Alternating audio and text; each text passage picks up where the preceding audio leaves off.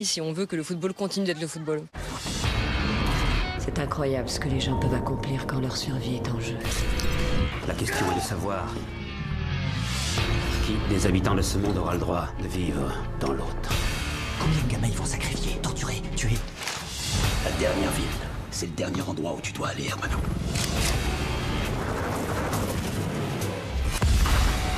T'arriveras pas à sauver tout le monde. J'ai envie d'essayer. Tu peux tous nous sauver. Le labyrinthe, le remède mortel, lundi 20 mai à 20h50 sur Frisson. Qu'est-ce qui fait de nous des êtres humains? Ce n'est pas quelque chose que l'on peut programmer.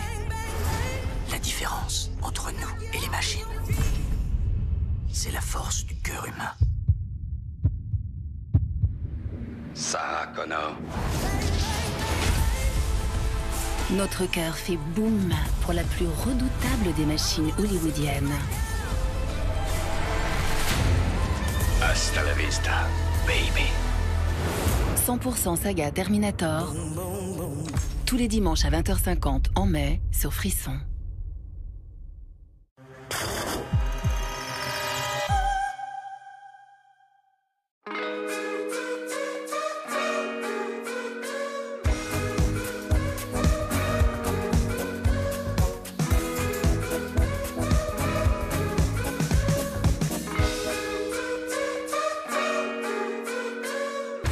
Bonjour à tous, c'est par ici les sorties, votre magazine d'actualité qui vous dit tout sur les films à l'affiche. Thriller, drame et comédie dramatique sont au programme cette semaine, avec tout d'abord Rokia, premier film de Saïd Beltibia.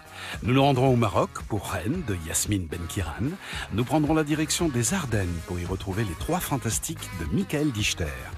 Nous découvrirons un teen movie étrange, La Morsure, que l'on doit à Romain de Saint-Blanca. Et nous irons en Belgique pour le 4e film de David Lambert, Les Tortues. Avant d'explorer plus en détail les sorties de la semaine, nous vous proposons de découvrir le classement des films en salle établi par les étoiles des spectateurs sur le site Allociné. En 3e position, Blue et compagnie obtient 3,6 sur 5. Juste au-dessus, avec 3,7 sur 5, on retrouve La Planète des Singes, Le Nouveau Royaume.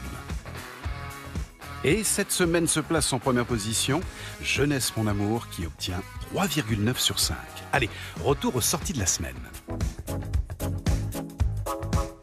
Rokia, premier film de Saïd Beltibia, est centré sur une jeune femme qui vit de contrebande d'animaux exotiques pour des guérisseurs.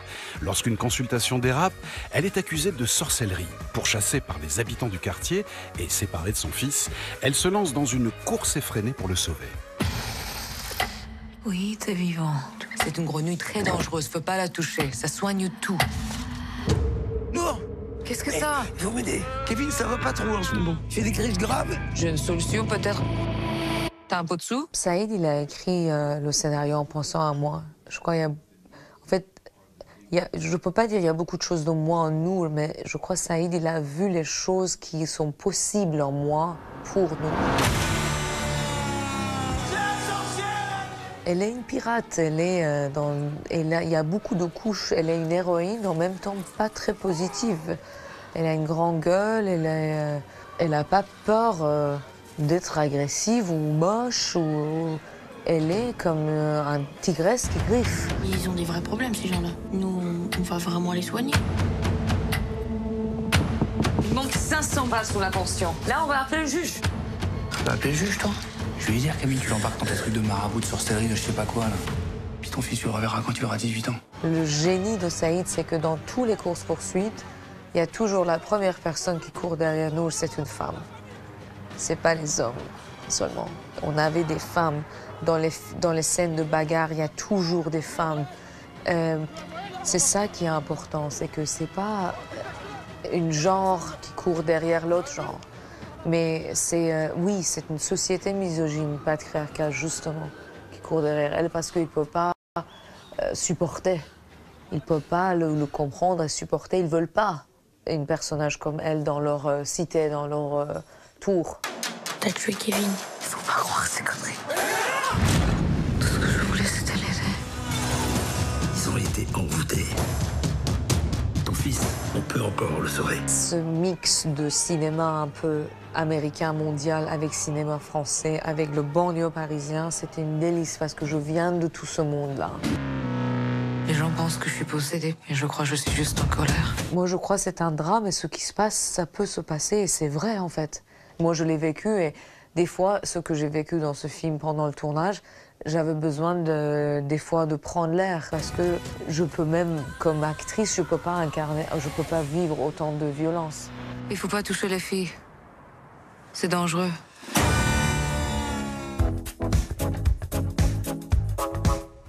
Une femme s'évade de prison pour sauver sa fille de la garde de l'État, mais la situation se complique quand elle prend en otage la conductrice d'un camion. Poursuivies par la police, les 3 femmes se lancent dans une cavale dangereuse à travers l'Atlas marocain. C'est le point de départ de Rennes, premier film de Yasmine Benkiran. Rennes, c'est une cavale en camion dans l'Atlas marocain, un renouvelé à travers le Maroc où il y a de l'action, il y a beaucoup d'humour, il y a du fantastique aussi. On a tellement été habitués à un cinéma du Sud qui sont un cinéma social qu'aujourd'hui on dit c'est pas un film marocain, mais si, c'est un film marocain, mais c'est un film marocain qui joue avec les codes d'un certain cinéma, qui est un cinéma qui est plutôt européen, voire américain.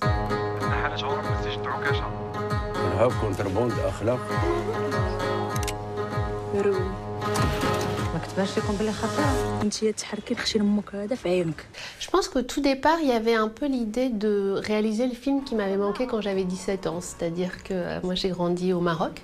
J'avais une vraie appétence pour le cinéma de genre, le cinéma d'aventure, le cinéma d'action, le cinéma romanesque.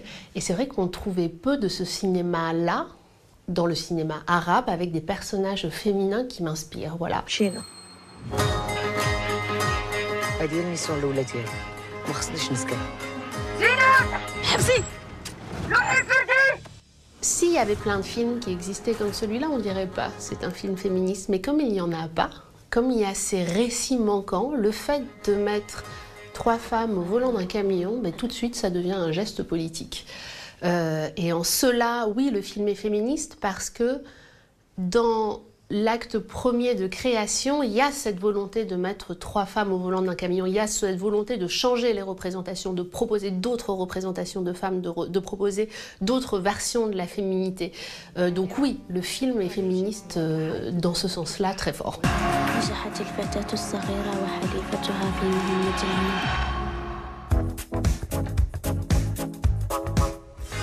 Les 3 fantastiques de Michael Dichter s'intéressent à 3 amis inséparables. La dernière usine de leur petite ville des Ardennes ferme, tandis que le grand frère d'un des 3 sort de prison. Ces combines vont entraîner les adolescents dans une mauvaise situation. C'est qui les 3 fantastiques? Bah, c'est nous 3. Allez, accélère, vive, il arrive. Oh, attendez-moi là, c'est bon. Oh putain. Oh, comment il est chiant. Ok. Allez, mon Tommy. Allez, vas-y, Tommy. Allez, c'est bon. Allez. Le thème que j'avais envie d'aborder, c'était l'abandon. Le fait d'avoir un personnage qui a été abandonné par le paternel, d'avoir une mère qui a un peu abandonné son rôle, d'avoir un grand frère qui a à un moment abandonné aussi cette famille, de voir Max, notre personnage principal, abandonner ses propres amis. En fait, il y avait tout ce truc-là d'avoir des usines qui ont abandonné le territoire, des ouvriers qui ont abandonné aussi le territoire.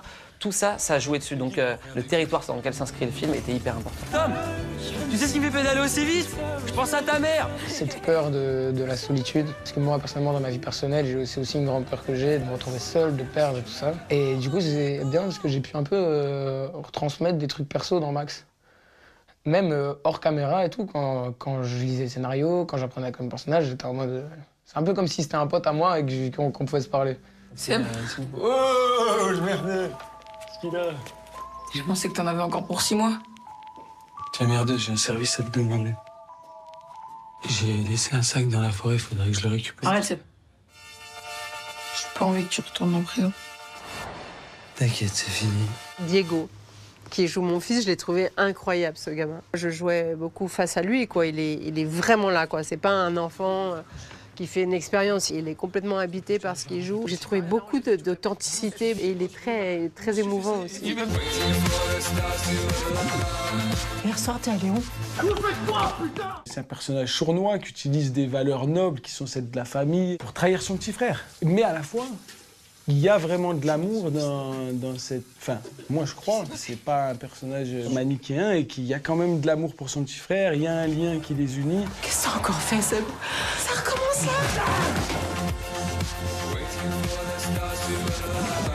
C'est qui le grand frère de qui?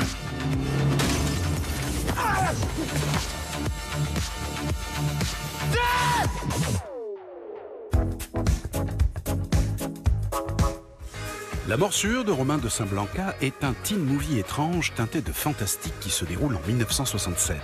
Une pensionnaire d'un lycée catholique fait un cauchemar où elle se voit brûler vive. Persuadée qu'il ne lui reste qu'une seule nuit avant sa mort, elle fait le mur et vit cette nuit comme si c'était la dernière. Dans le sens des aiguilles d'une montre, c'est oui, dans le sens inverse, c'est non. Est-ce qu'il va m'arriver quelque chose de grave? Le point de départ, c'était de faire un film sur l'adolescence, en convoquant un peu toutes des sentiments, des sensations que j'avais pu éprouver à cet âge et que j'ai voulu retranscrire ou projeter dans un univers plus fictionnel. Et d'abord dans cette époque qui est à la fin des années 60 et ensuite dans un univers aussi fantastique. Je dois seulement dormir. C'est la nuit qu'il faut dormir. Souviens-toi que tu es poussière et que tu retourneras en poussière. Il y avait énormément d'éléments qui me touchaient beaucoup, à la fois dans ce que je ressentais d'une potentielle mise en scène, mais aussi dans le personnage de Françoise, où j'ai été assez proche d'elle, je pense, à l'adolescence. J'ai fait un cauchemar. J'en fais souvent, mais jamais comme celui-là.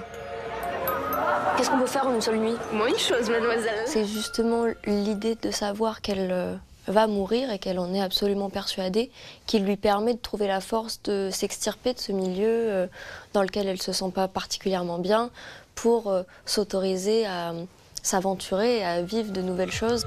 C'était réel, comme une prophétie. Je vous attendais. Vous faites jeune. Je suis plus vieux que j'en ai l'air. À cette époque, elle donne un cadre au personnage, à la trajectoire de Françoise.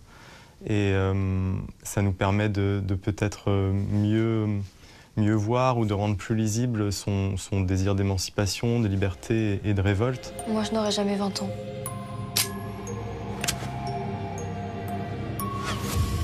Cette nuit, c'est ma dernière nuit.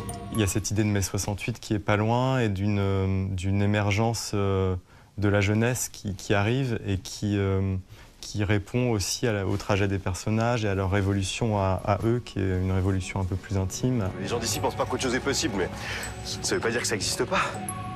C'est pour ça qu'il faut faire un maximum de bruit pour que les dieux nous entendent. C'est la mort de l'enfance, le fait de lâcher ce pendule et vraiment d'accepter qu'aujourd'hui, elle a trop vécu pour avoir besoin d'un objet qui va répondre par oui ou par non à ses envies. Elle a trop avancé et elle se rend compte qu'en fait, elle est maître de ses décisions. Dans le sens des aiguilles d'une montre si je vis, dans le sens inverse si je meurs.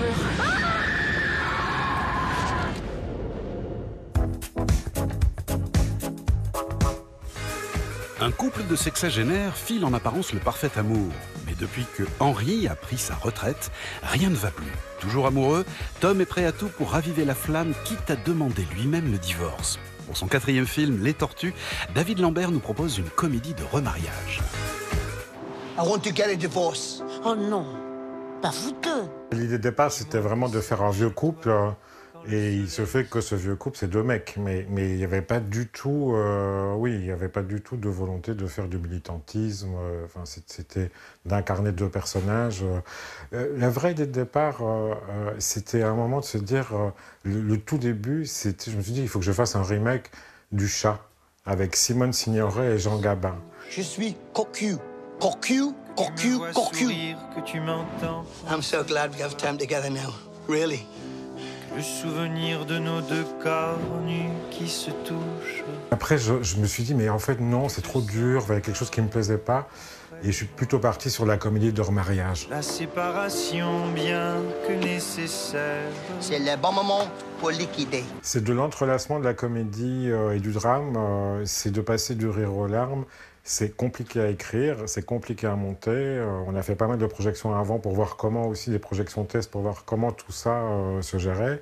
Mais là, toutes les premières que j'ai eues, je suis très très content parce que vraiment, il y a énormément de rire dans la salle. Et puis, il y a aussi des moments qui prennent très très fort à la gorge. You're gonna be fine. Everything's gonna be fine. Le temps de comprendre chacun des mystères. What do you want from me, hein? C'est un jeu de funambule, hein, c'est vraiment un jeu d'équilibriste, mais moi j'adore ça, ça veut dire j'aime les films qui ressemblent à la vie, et moi ma vie à un moment, j'ai été confronté à des moments très dramatiques où j'en suis arrivé à en rire, et des moments très très légers, très drôles, où à un moment on réfléchit sur la vie et puis on pleure. We haven't been fucking together for years, so... Que tu te répètes comme une petite prière. Putain, mais t'es malade! C'est une génération d'hommes qui ont survécu à beaucoup de choses. Ils ont survécu au sida, ils ont survécu à l'homosexualité illégale, à l'homosexualité psychiatrisée. Et donc malgré toutes ces épreuves et malgré 35 ans de vie commune, ils arrivent encore à rire et à faire rire. Enfin, j'espère que ce n'est pas en divorçant que tu penses le récupérer. You're my only family. And what does it change? Tu mérites tellement mieux. Je comprendrai jamais pourquoi on fait autant de concessions pour être avec quelqu'un. Et tout de suite, le reste de l'actualité en bref et en images.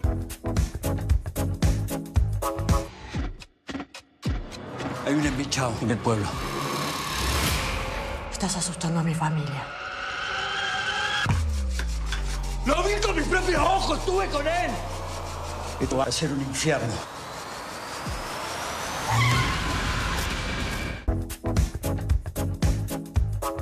Computers all over the world are about to crash. We'll be two of the richest men on the planet, all right? Дорогие россияне, дорогие соотечественники, на меня возложена обязанность главы государства. It will have to be done during the fireworks. Excellent.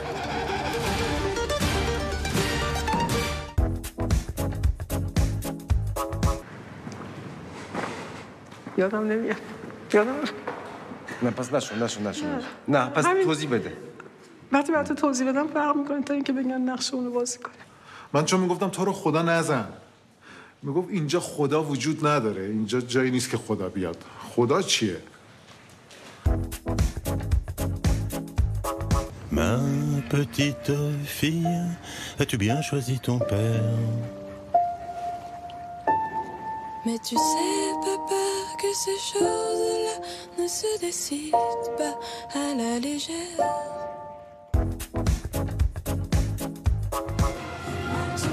I really messed up. Did you bring them here? I fear something's on the horizon. Nothing is eternal, but the earth and the mountains.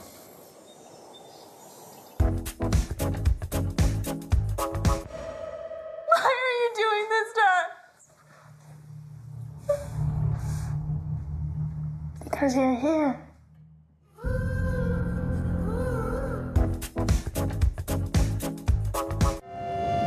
Yan mong sa chinongchong mo ta, sumoy lang si pangaha. 성리야 못 사랑 봐. 마사본 못한 놈.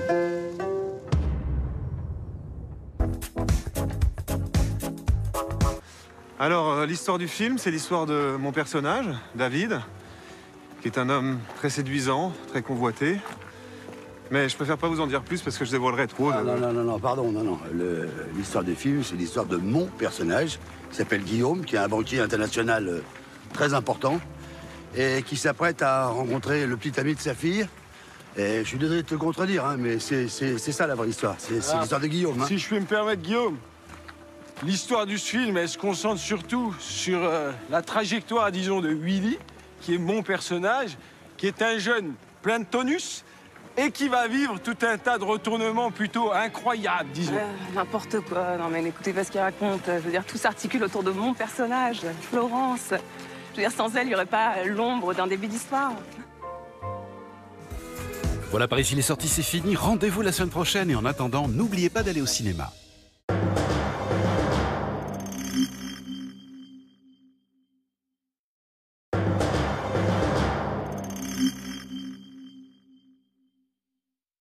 j'avais ton âge, on nous disait qu'on pouvait devenir flic ou truand.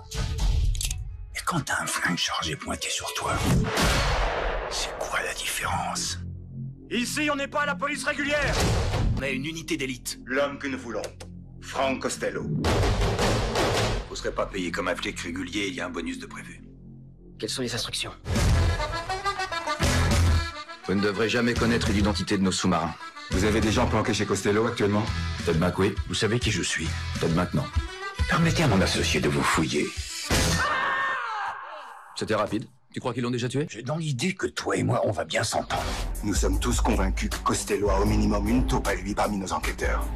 Je pense que toi, t'es un nid à embrouille. T'as encore rien vu. T'as intérêt à t'organiser vite fait.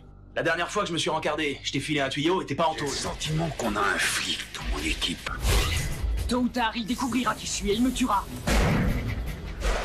Ce fumier, je peux l'avoir si tu me laisses gérer ça à ma manière. Si tu foires ton coup, c'est pas moi qui vais payer les pots cassés.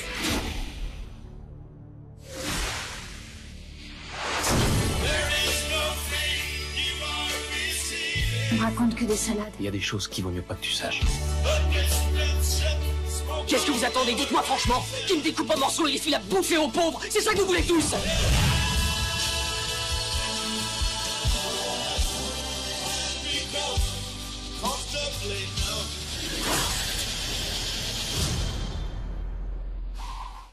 Pour la première fois dans l'histoire, une femme accède au pouvoir. Mais son sacre est menacé par des crimes mystérieux. Allez voir si le détective D est en vie. Un homme sorti des prisons impériales Si vous le libérez, vous ne ferez qu'encourager vos adversaires. est chargé de protéger le royaume. Voici le détective D.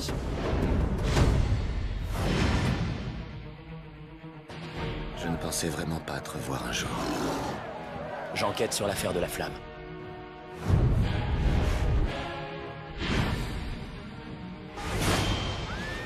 Tous me préféreraient morte que de me voir accéder au trône.